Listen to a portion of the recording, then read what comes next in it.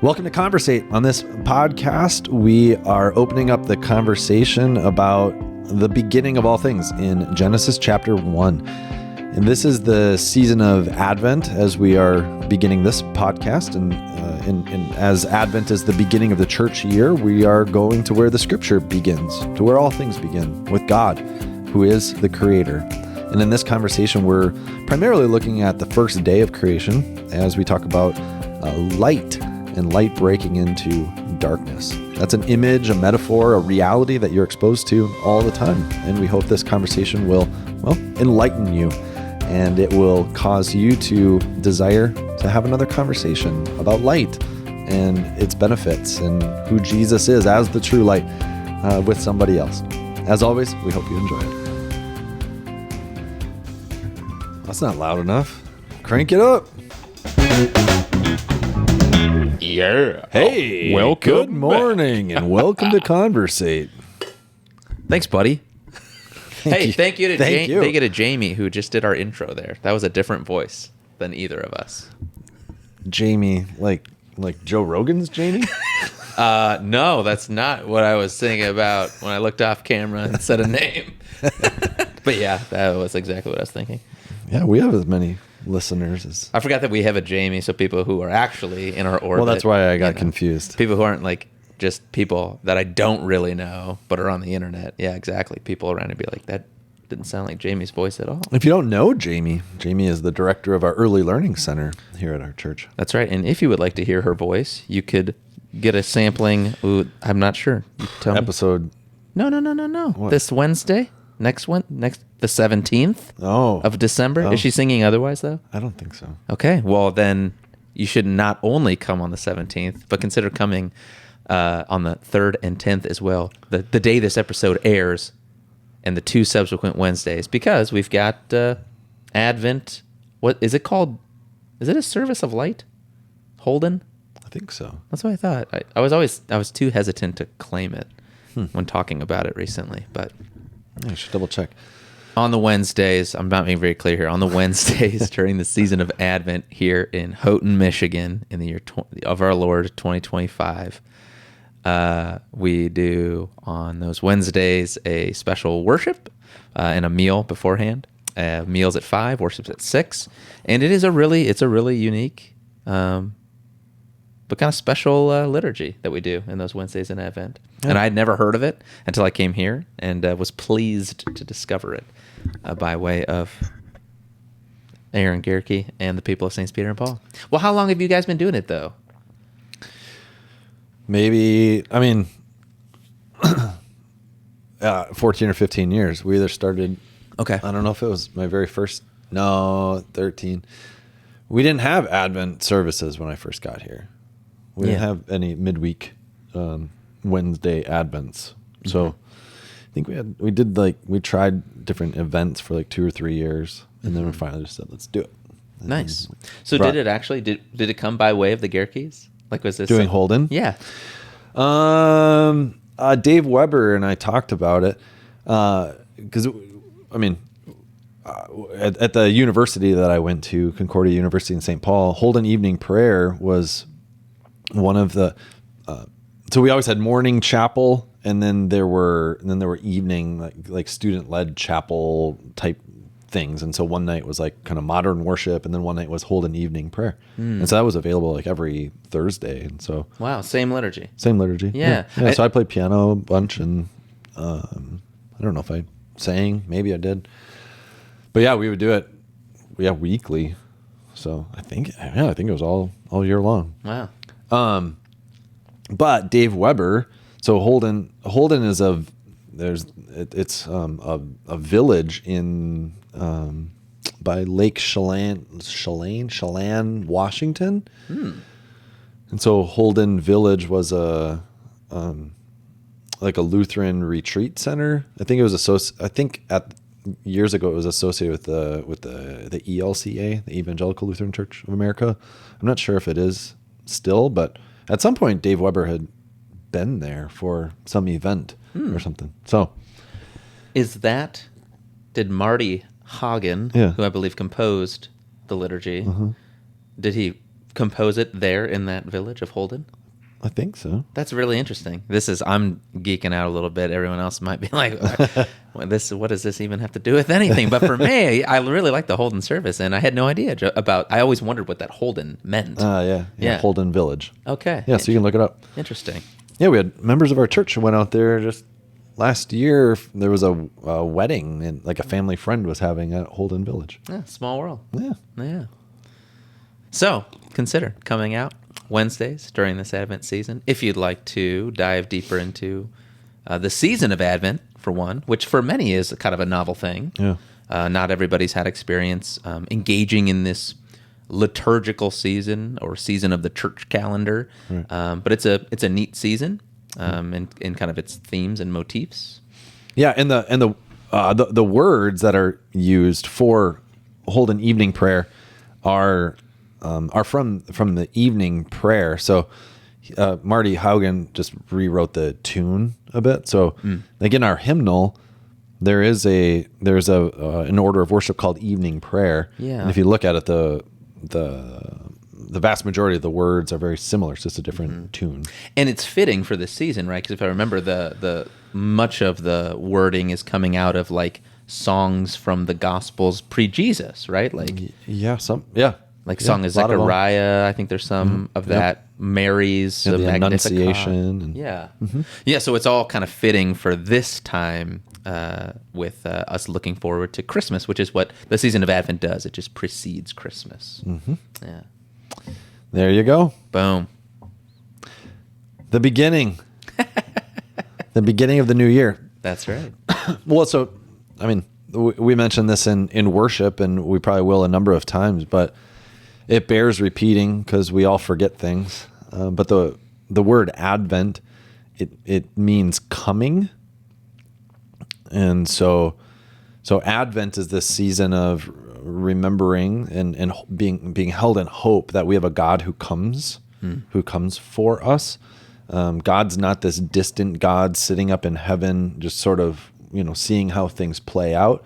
But God is always a God who comes to his people, for his people, because he loves his people. And so Advent, we both look back and we look forward. So we look back at the scriptures to see how God promised that he would come as Messiah, and then he came on Christmas. And so we are held in hope for his second advent, his second coming, knowing that he always follows through on his promises. He said he would come, and he came. He said he will come again, and we trust that he will. And that's what we just got done. If you've been tracking with us the last 4 weeks prior to this episode, we've been riffing on the end times, Revelation. And that's the second advent. So that would be another word you could lump right in with that idea of Judgment Day or Jesus' second coming. You could call it, the second coming is saying second advent. Correct. Yeah, so in this season, we're not only looking for that coming, but we're also remembering, just as you said, that there was a long period of time when the Israelites were waiting for Jesus' first coming. Mm-hmm. Yep, likely even longer than we've been waiting for his second coming. Really? Yeah, think about that. I guess so. Because, I mean, depending on how far I suppose it depends on how far you go back in the human history, right? I always took my timeline from, there's some song, it might be These Are the Days of Elijah. Yeah. Remember that one? Yeah. I feel like there's some song that talks about 4,000 years. Like it throws that line in the mix. Because, and I don't know if that would check out on pre-Christ history. Not going back to Adam. Yeah, okay. So when you're saying longer than we've been waiting, you're saying more than 2,000 years, right? Yeah. And that would go back to roughly, I think Abraham, maybe Moses. That would make sense. Definitely, yeah, because like the not patriarchal, but the kingly time of Israel is like 1,000-ish, right? Yeah. 400 years in Egypt. You're kicking up there pretty quick. Yeah. Yeah. There you go. Yeah, So we've been waiting. We've been waiting. That's the We are people. We are a people who wait, and you know this. Sometimes the bridge goes up. We're people who wait. We wait for things that we are excited for, and we wait for things to be done that we don't like. We're people who wait. There's always waiting going on if you think about it. Oh, for sure. So. Yeah, if you're like me, you just keep on waiting for the world to change. Me and John Mayer, that is. No, we're people who wait, and here in this season of Advent, we're not really focusing so much on that aspect of this season, but at least sermon-wise, we're talking about beginnings. Right. So Revelation was pointing to a new beginning, a new heavens and a new earth. At the time of Christmas, Jesus coming into this world, that was very much a new beginning, drastic, radical, especially for the people who had been waiting for him. I mean, I don't think things turned out or worked out, moving forward in human history, probably in any way close to what most of the Jews were imagining, pre-Messiah. But we're going all the way back to the first beginning. So we're in the book of Genesis, specifically Chapter 1, looking at the days of creation. It's a baseball theme. In the big inning. In the big inning. Yes, that's right. That's right. I forgot about that joke. I was supposed to work that in. I don't know what the actual joke is, but it's something like that. Maybe God was a baseball player. Had you told me this joke prior? No, this is Peter Pietola. Yeah. Well, and I don't even know if it was him. Someone had told it to me and basically insinuated I should work it into my sermon. I didn't at all. Well, but there's always Wednesday. That's right. That's right. But yeah, it's interesting to go back to the beginning and to read Genesis chapter 1. It has been for me, at least this go around. Meditating on it. I don't know that I've really meditated on the beginning. I don't know that I've really meditated on God's work in creation. We reference it a lot, We talk about God as creator every single week, when we speak the creeds.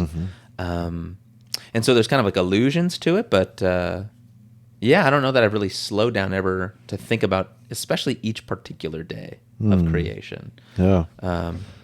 But that's what we're doing. Yeah, and there's a lot in there for sure. Actually, I mean, so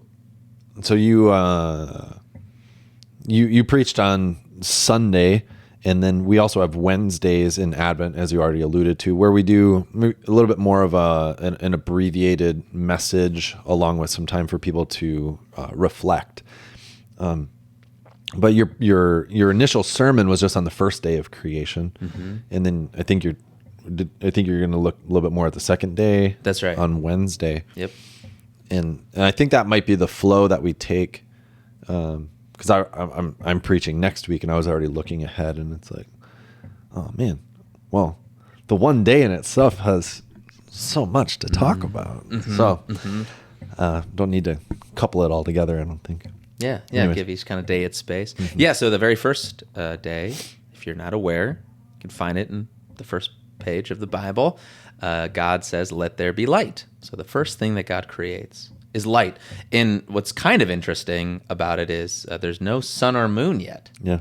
That doesn't come till day 4. Right. And we'll get there. Yeah. I'm prepared to talk about that. But I don't know if you came across this in your reading, but for the ancient Jewish people, they didn't understand really even that the sun was the source of light.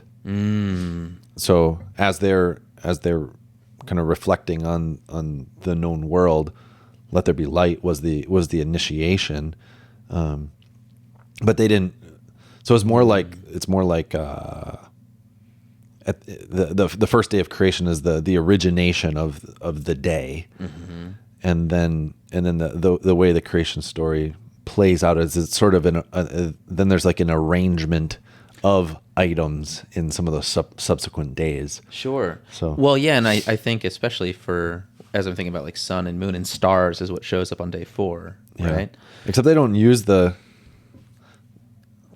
I'm already getting ahead of myself. I already did my research, so I have something to share. Yeah, But the sun and the moon, the Genesis doesn't use those words. It uses the greater light and the lesser light. Yeah. Some speculate because of some stuff that you talked about in your sermon, those other ancient Near Eastern creation myths that other cultures had, like the sun god Ra for the Babylonians, right? Egyptians. Or Egyptians. Yep. So in order to make sure that that in the biblical creation account that we're not like worshiping the sun or the moon as deities, they just talk about them as the greater light and the lesser light, and not use those terms, so that we actually worship the God as creator as our God, and not pieces of his creation. So I don't know. Well, and I'm just wondering too with day 4 if it has more to do with, like you're saying, if the idea for the Jewish people or the ancient Israelites that light was sort of something that existed detached from, apart from the sun. Or well, yeah, I mean, because I've got a picture that I can. I mean, I don't think you showed like the Egyptian cosmology. The Egyptian one. Yeah, I might show the ancient Israel cosmology because there the Israelites believed that there was sort of a dome, above us, called the firmament. Yeah, and then where God was beyond that, and so light sort of came from out there, like from God, but then under the firmament is the sun and the moon. So so that's kind of how they would see like the actual like tangible sun and moon, or kind of inside this thing. Yeah. So and that's where my mind was going, was that they use them more for time, like to order time. I know that's at least true for moons. Well, that's in the even in Genesis, it talks about these were for numbering the days and the years. Yeah. So, the sun and the moon and the stars. That's how they kept time. Yeah. Sure. Yeah. Fascinating. Fascinating. And very odd, I think, or at least striking for us as modern people. And this was kind of the way the sermon went in some portion of it was, I don't know. I tend to, and I would imagine this is being just a product of my own culture, treat all of these things more materially. Yeah. Like just as like, yep, that's that floating object way out in deep space, and I don't know off the top of my head how many miles it is to it, but that's like the terms I would think of them in, is more like as a material object in the universe, distance in relation to our Earth. I would think about it all in kind of scientific terms, like provides heat, provides light, travels on this orbit, And I think a lot of people probably also view those things as disassociated from God, right, and spiritual matters and those sorts of things, as though like we are, or but people probably think that God is only interested in us as people, and and unfortunately, some people would even probably get a little more specific and think that he's only interested in your soul and not even your body. Sure. But all of this stuff all serves a purpose, and in who he is, and telling the story and providing for us, and it all matters. Yeah. It's not the creation, the material world's not just there to serve us. It's also a manifestation of God's creativity, right? Like it's also a reflection of his beauty, you might say, which is something that is difficult to account for thinking about worldviews if you don't have a worldview that includes something like a creator, something like a God. It's really hard to account for something like beauty, because if it's just all material things, mostly for our preservation, of our species, like beauty doesn't really have a place in that framework. Like beauty doesn't help you survive. Yeah. And yet I believe it's Augustine. I'm not an Augustine scholar. Well, neither am I, so I can't vet you. I'll throw this in there with the facts I heard once and continue to promulgate them, and maybe they'll come true. I remember hearing that Augustine had 5 proofs that God exists, or 5 proofs of the existence of God. I don't remember what all of them are. I know that one was morality, the fact that there's like a general morality that people hold across cultures, and it's sort of like generally people don't kill other people. And it's just sort of like, why is that, Uh-huh. But another one is beauty, that, you take 100 people and bring them up Brockway Mountain in the fall and look at all the fall colors and Lake Superior and say, tell me, is this beautiful? The vast majority of people there would be a general sense of, this is amazing. This is beautiful. There's this awe and wonder, and how all these trees can change colors, and this lake can be so vast, and it's just yeah. That's like those experiences of beauty also move me out of what I was saying earlier about treating these things materially, or thinking about them scientifically, but all of a sudden, you're kind of swept up, and there's something that moves you inside, like you have an experience, and it feels a little transcendent. And it's occurred only because I've looked at something beautiful. Right. Yeah. That I didn't make as well, which I think is critical. Yeah. I think most people like their own artwork. I don't. I hated art class. Maybe that's why I feel like it's transcendent. Yeah. And so, part of what the scriptures will continue to declare to us, they don't really say it outright, I don't think, in Genesis, but more so in like the Psalms, or I think in some of Paul's writings about the universe speaking to basically the majesty of God. So what God is doing in Genesis 1 very much is going to be wrapped up in our purpose, why we are here. What does this whole creation have to do with us? But to your point, it's not as though the rest of creation is, worthless apart from us or something, right? It finds its worth and its value in its connection to the one that created it. Yeah. Yeah. And so do we. Exactly. Exactly. Yeah. It's just too often we are wrapped up in the original sin of humanity, which was to be like God. And so, to use orbit language, creation is to orbit around God. He's the center of all things. And yet we so often put ourselves into the center and shove him to the outside and make ourselves our own God, claim that we've got it. We don't really need him. We understand it all. Or to treat others as though like they are created to serve me, right? Which we might not say it that crassly or that, that boldly, but if I'm, so irritated about the line of traffic at the bridge, I'm waiting again, right? And we people who wait, and I'm sit there muttering, these little curses under my breath because how could this happen at this time to me? Well, what am I doing? I'm basically articulating that very idea that this shouldn't happen because all these things ought to serve me in my life, in my schedule. If I think of the members of my household and find myself, grumbling about them because, things would be so much better if they were just more like me and thought like me, instead of, maybe I'm trying to think, we were talking earlier in our staff meeting about our varied skills and the different personalities we bring to the table and different kind of working mentalities. And that can be a challenge. That can be harder in some ways. We might not like it, but it's a good thing, and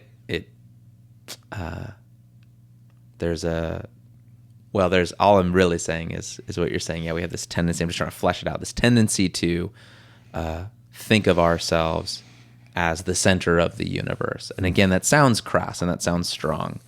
And most of us, I don't think, are going around all the time with that on the forefront of our heads. but it's kind of lurking around. I mean, this is part of what the old Adam is. So this is part of the sin curse we've inherited. That idea is it might be sinking in the depths of the shadows of our insides. Yeah. Well, let's go back to that first day of creation. Yeah. And the fact that God creates light. And before the light, there's chaos, deep darkness, and these waters. That's right. Yeah. So chaos is not, you don't find that word in the creation account, but waters, darkness, the deep, you find those words, and those words as you continue to read the scriptures, or if you pay attention to some of those other Near Eastern creation myths, you come to find, oh, yes, of course, this represents chaos and disorder. Yep. And so God, the first thing he does is brings light, right? And light, as John tells us in his retelling of the creation story, exposes the darkness, right? So you can see what was there all along. Yeah. And it's interesting, the fact that light is the very first thing. I had this conversation with a physicist, I think. Well, mechanical engineer who does physics stuff, but talking about like the beginning of things. Yeah. And she was telling me about like it's interesting, you know, that the biblical story of creation begins with light, and you know the Darwinian idea of, you know, the evolution of all things also begins well for a side statement, that even both things say that there is an origin of all things. Yeah. So both things have a start. Sure. So it's just sort of like how I mean, you made the point in the sermon, you know, a lot of our conversations about creation are often about the how, and that's where we end up in this debate. But even with that, both things acknowledge that there is a beginning. There is a beginning of things. So you have to ask the question, okay, what is that beginning? Sure. Yeah. But both things, and even from a physics standpoint, I will not be able to explain it, but that light is sort of the first thing that comes. So even with the big bang, it is this blast of energy, you know, Sure. these photons, you know, kind of coming, and so creation is this like light, you know, everything just comes and is energized. So I'm not. I'm gonna stop talking because I'm gonna blow it. I might have already blown it. If you're a physicist listening in, right into the show notes. We'll bring you on. Yeah, exactly. Yeah, but light in general, you know, from a talk to somebody who knows something about physics. It'll blow your mind, like the powers of light and what it does and what it's capable of doing, and all that kind of stuff is really. Well, that's what I found really interesting. And that's what I found almost overwhelming in some sense in preparation for the Sermon Sundays, because light is such a powerful metaphor. Yeah. Like it's something that shows up all over the place. Star Wars. Well, the light side and the dark side. Yeah. Very true. Yes, right. So it's emblematic of goodness and righteousness and holiness, even in secular displays like Star Wars. Yeah, very good. It shows up in art. So like the use of light to demonstrate or highlight something in, you know, a work of art. There's often light and shadow to create contrast. And this is done intentionally by artists to try and depict, you know, different things. Even you're getting kind of with the Big Bang piece into the physical properties of light, which enhance really the metaphor. And that's kind of interesting too, you know, when these metaphors get used, like in the ancient world, they're not thinking about them the same way we think about them, and yet it still holds. Right. You know what I mean? So like you strike a match, and the darkness will flee. Right. And what's also so cool about that is if you strike a match and you hold the match, so you've got a light on, you've got your match lit, and you, or if you took like a a photograph of the match that you'd lit. On the wall, you would see the shadow of the candle or the matchstick, but not of the flame. It has no shadow. It has no darkness to it. And what's also curious, so light plays on a number of levels, and the metaphor, it's just rife with meaning that gets used in ways that are almost like innocuous to us. Like we don't even necessarily pay attention to this, but like when you're watching a movie, if you're watching a scary movie, I bet you the bad guy doesn't come out in the middle of the day. Yeah. Well, even I mean, he might. Well, even with practically speaking, like when you see it when there are riots in the streets. Yeah. A lot of times during the day, the protest is Moderate, yeah. Peaceful, and then when the lights go out, that's when things get crazy. Yeah. I mean, right. So we see this all over the place, just this, there's something about light and about darkness. It's very powerful in terms of like significance, and it's hard to articulate it. But especially as we think of the light being associated with what is good, with what helps you to see, and navigate, it becomes maybe readily apparent to us as Christians as to why God would be associated with that, right? Because he's the one who, he helps us see, like he guides us by his word, right? His word is light to us.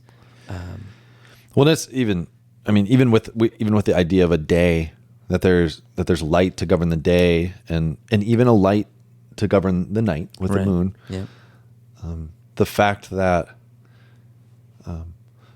tying into the seventh day of creation with rest, that God even, created us and all living creatures to sleep. Yeah. So even with that first day of creation, that there's like almost a time to be awake and a time to rest, and God is God over it all, who neither slumbers nor sleeps. And so there's something to those kinds of patterns as well. Like, we're not designed or capable of being awake 24/7. You will go crazy. And so even if we lived according to the patterns that God gave, to be awake when the light is awake, and to be asleep when the sun is asleep, and let God be the one who's God over it all, and we can be at rest and at peace. I think in our modern age, we just have such capacity to pretend like darkness, like we have power over darkness. Right. Yeah. But we really, like, over physical darkness, we pretend like we can. We turn the lights on. We turn our electronics on. All that stuff. Yeah. And then it's still just like, when the power goes out for days, which it did, or on these dark days, when it gets dark, so early, it's just like, I don't know, man, I'm tired. I'll go to bed. Yeah.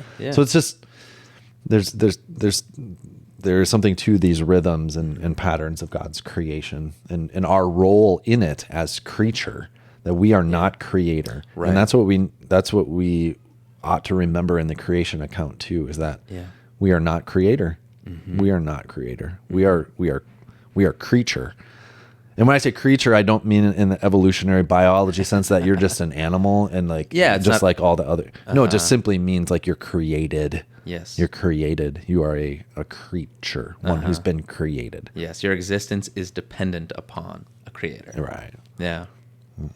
Yeah, and I think that's, at the end of the day, what I wanted to communicate to folks on Sunday was, just this worldview that maybe we take for granted as Christians, but even that sentence right there is so easy in our modern day to not recognize my dependence on a creator.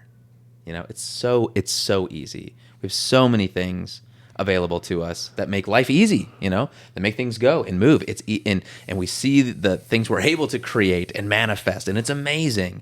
And there's a tendency in our modern world to believe that we can solve kind of the problems, the woes, the ills of society by our own means, And the Bible is giving us a very different picture. Right. And that You cannot yeah. you cannot force the sun to shine on both sides of the earth all Right. the time. Right. You can't do that. Yeah. I mean, we try to overcome sicknesses. People still get sick. Yeah. People try to overcome death. They still die. Like, there are these realities that are bigger than us. And so it's going to take something bigger than us to resolve them. And that's what we're also presented with, right? In the beginning of the Bible. The one who is light and who will be steadfast, while we're sleeping, who will be steadfast in our own incapacity to fix these things. This is part of the gospel of the biblical account is it doesn't give for us the scheme where we need to fix all of the things, but instead says, no, look to the one who has come to fix those things. Well, and to bring it full circle to the end, in the book of Revelation, chapter 22, it says, they will need no light, nor lamp, nor sun, for Christ will be their all. Yeah, so going back to that whole idea about like the profoundness of that metaphor of light, it's wrapped up in God himself. Right. And the new heavens and the new earth. I don't know how to make sense of that. Right. But it's, yes, Revelation says essentially he will be our light. Yeah. Yeah. Mm-hmm. Yep. Yeah. Yeah. All right. Well, I look forward to diving into more of these days, man. Yeah, it's good. Trippy. It's good. All right. That's enough for now, though. Yeah. Good to see you, bud. All right. Peace.